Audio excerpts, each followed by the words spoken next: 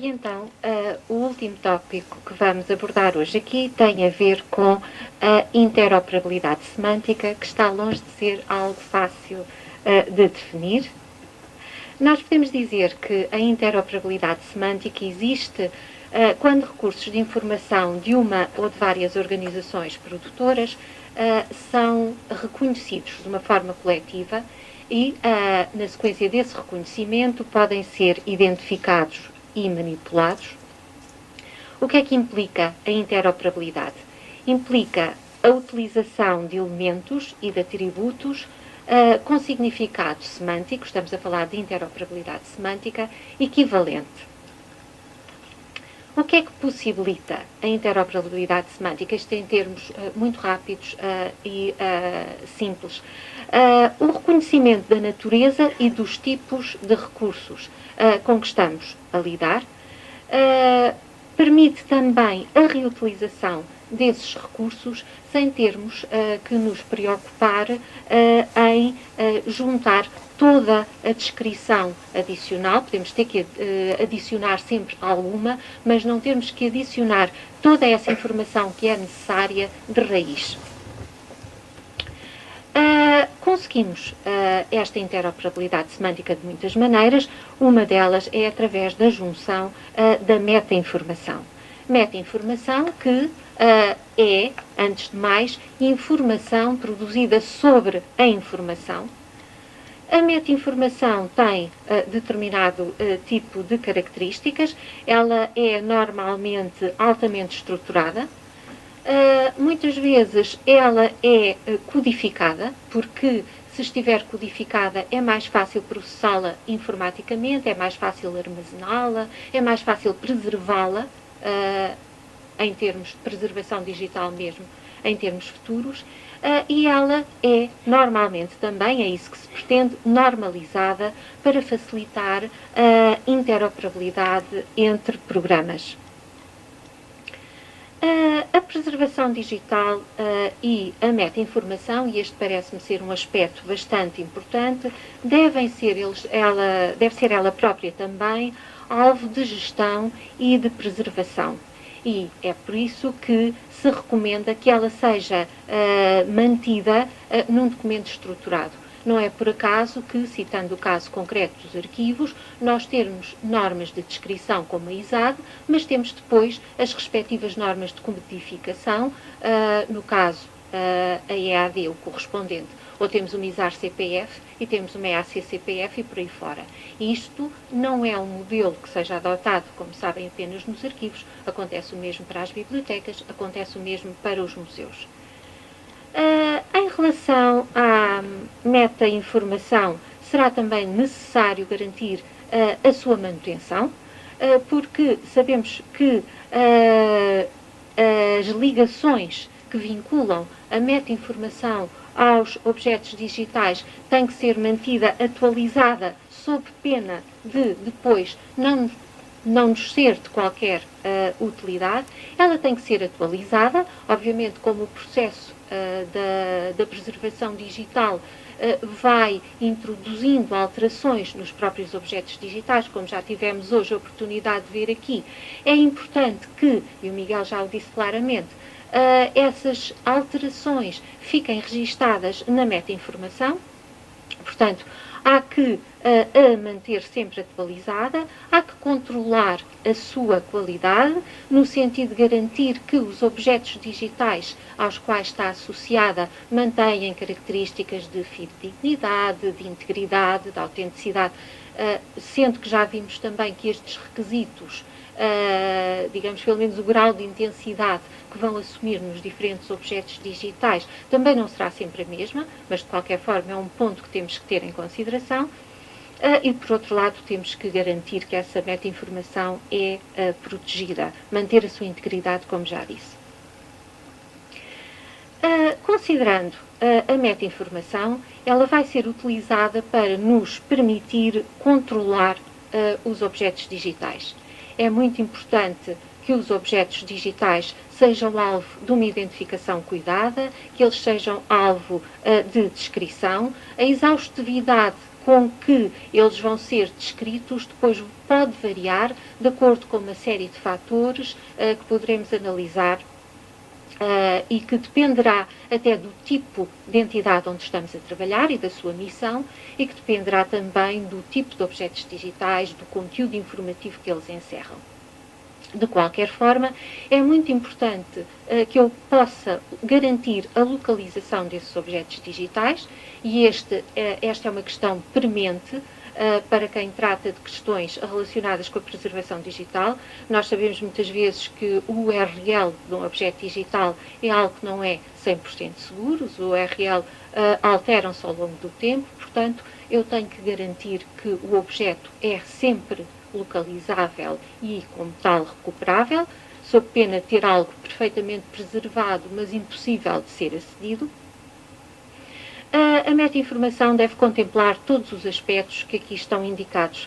A utilização, interpretação do objeto digital, este é um aspecto muito importante, autenticidade, integridade, fidedignidade e suportar as ações de preservação sobre esse objeto digital. Eu tenho, isto já foi também abordado aqui, como tal eu não me vou ter muito disso, meta-informação de diferentes tipos, eu posso classificá-la tendo em conta o conteúdo informativo que ela encerra. Devo dizer-vos, como todas as classificações, por vezes estas aqui, para a meta-informação, também são algo artificiais. Digamos que há casos em que nós podemos classificar mais facilmente a meta-informação na área da preservação, enfim. Há, no entanto, determinado tipo de elementos de meta-informação que podem cair em diferentes classes. O Miguel já disse qual era o tipo de informação contemplada neste grupo, portanto, eu vou passar rapidamente. E temos também a meta-informação que se prende com a descrição dos objetos digitais.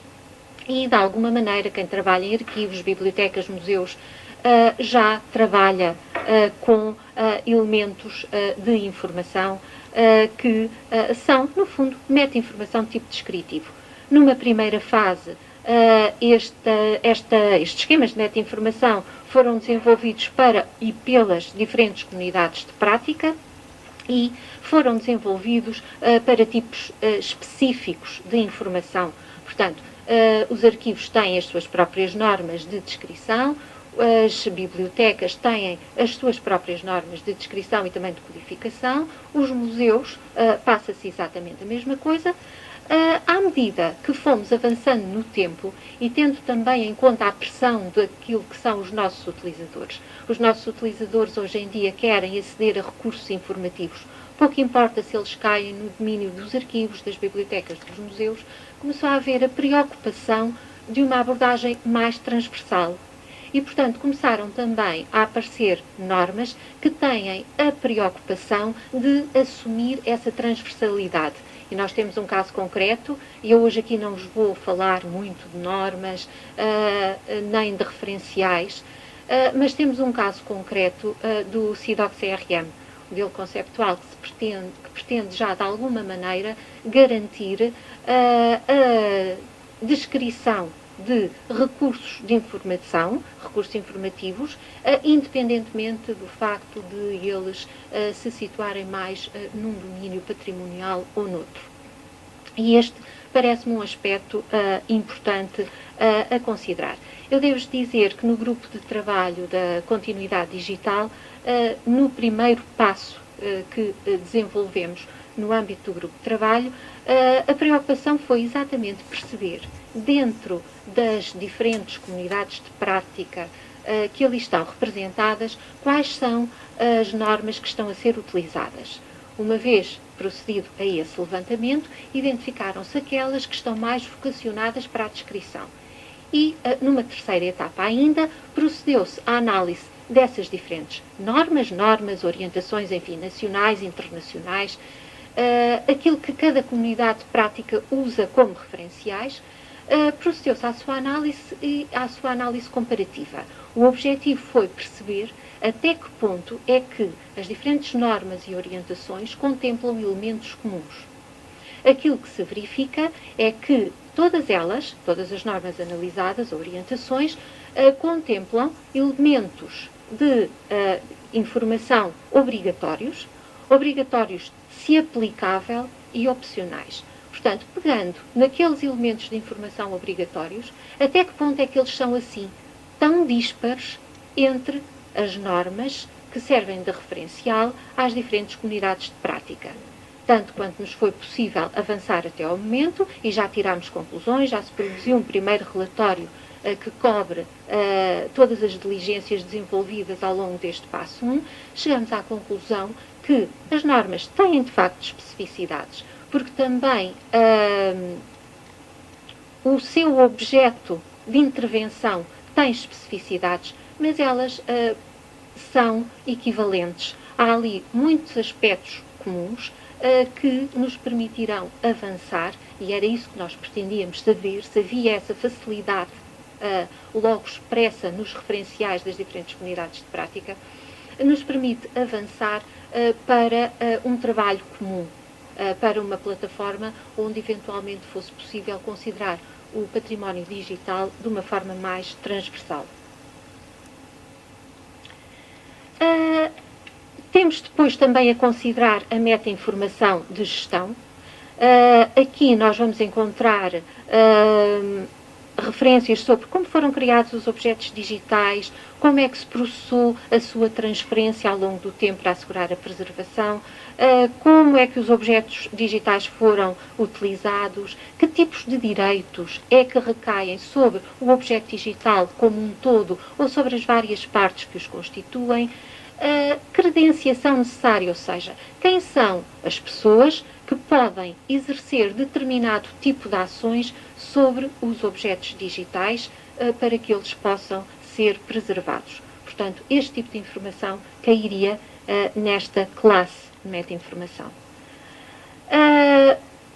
Temos aqui um esquema onde nos aparece a meta-informação dos diferentes tipos e eu aviso-vos desde já que aquilo que vos vou apresentar de seguida não tem qualquer preocupação de exaustividade, pretende apenas funcionar como uma forma de termos exemplos práticos, concretos, em relação a estes diferentes tipos de meta-informação que aqui aparecem representados. Começamos com o OAIS, que eu não vou referir, o Miguel já o mencionou aqui de forma até bastante detalhada. Claro que o OAIS não prevê especificamente elementos de meta-informação a utilizar, mas é um modelo, define modelos e, como tal, é algo que não podemos deixar de ter em conta quando pensamos em esquemas de meta-informação. Por outro lado, tem um aspecto que o Miguel falou, que é também muito importante quando pensamos em interoperabilidade semântica, que é os termos e a definição dos termos que vamos utilizar quando estamos a trabalhar na preservação digital. Depois, se pensarmos em meta-informação de preservação, digamos que talvez a norma mais conhecida seja o PREMIS, mas não é a única, há outras que são complementares e que foram aparecendo depois. Quando falamos de meta-informação de descrição, uma das mais conhecidas é também o Dublin Core, que inclusivamente foi utilizada no âmbito de vários portais a nível europeu que pretendem dar acesso a património cultural. Temos o MARC e depois, no âmbito dos arquivos, das bibliotecas, dos museus, temos todas as normas de descrição e todas as normas de codificação de descrição que todos conhecemos. Portanto, nos arquivos a ISAD, a ISAR, a ISDA, a ISTF, nas bibliotecas a ISBD consolidada, para os museus está a ser utilizada como norma internacional o CIDOC, mas há depois também a adaptação das normas internacionais à realidade portuguesa e temos as normas de inventário, que aliás estão disponíveis para quem as quiser consultar. Como exemplo de meta-informação de gestão Z3967, eu não vou entrar em detalhes, estas normas estão acessível muita informação sobre elas. E para concluir, a METS, que funciona no fundo como um contentor para meta-informação de diferentes naturezas, permite-me reunir aqui dentro meta-informação de preservação, meta-informação de descrição, meta-informação administrativa. É um contentor, eu posso pôr ali dentro toda a informação que eu considero relevante e ligá-la ao objeto digital que estiver a tratar. A normalização da meta-informação é extremamente importante e não é por acaso que têm surgido tantas iniciativas de proceder à sua normalização. Por um lado, por uma coisa de que o Francisco Barbeiro nos acabou de falar, os custos. Se funcionarmos com meta-informação normalizada, obviamente reduzimos custos. Podemos também incentivar a utilização e a partilha de ferramentas que nos vão permitir o reconhecimento automático ou o registro automático de elementos de meta-informação. É muito mais fácil se a meta-informação estiver normalizada, aliás, é imprescindível. É importante também, tendo em conta a comunicação entre diferentes sistemas, e não é por acaso que os portais internacionais estão a apostar muito nas boas práticas a este nível, e temos também a mobilidade de objetos digitais entre repositórios, já para não falar das questões da recuperação e, obviamente, também do acesso. A exaustividade na utilização da meta-informação que vamos adicionar aos nossos objetos digitais prende-se com uma multiplicidade de fatores e teremos que os analisar. Por um lado, se os objetos digitais que estamos a considerar, como acontece muitas vezes nos arquivos, têm que constituir prova, têm que ter valor probatório, eu tenho que ter em conta toda aquela meta-informação que vai garantir que os meus objetos digitais são íntegros, que são autênticos, que são fidedignos. Se, por outro lado, eu estou a trabalhar com, por exemplo, numa biblioteca e não num arquivo, e estou a trabalhar com objetos digitais, com conteúdos informativos publicados, se calhar este aspecto que acabei de referir já não tem o mesmo peso, não tem o mesmo impacto, não tem a mesma importância. Portanto, são tudo aspectos que temos que ter em linha de conta. Temos também, obviamente, que ter em conta as necessidades e expectativas dos nossos utilizadores. E temos que ter em conta também os custos envolvidos. E basicamente era isto que tinha para vos dizer. Obrigada.